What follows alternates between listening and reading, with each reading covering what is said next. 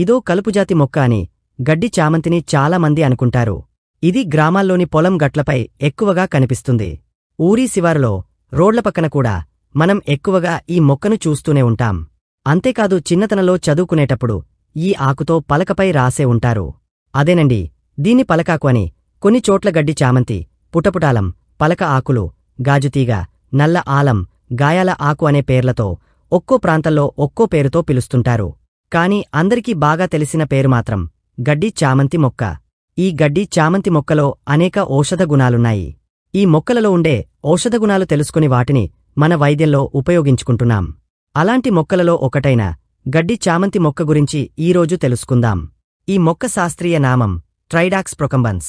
దీనిని ఇంగ్లీషులో Mexican daisy coat buttons అని పిలుస్తారు. సంస్కృతంలో జయంతి వేద అని అంటారు.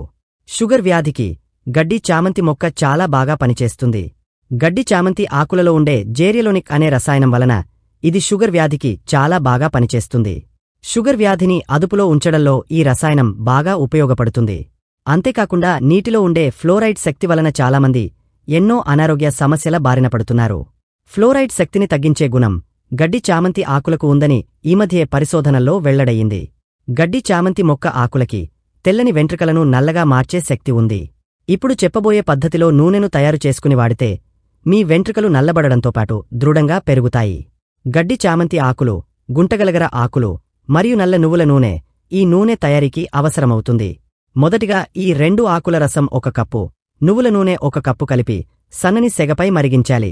నూనె మాత్రమే మిగిలే వరకు మరిగించి ఆ నూనెను తీసి వడకట్టి పక్కన పెట్టుకుని చల్లారిన తర్వాత తలకు బాగా పట్టించాలి.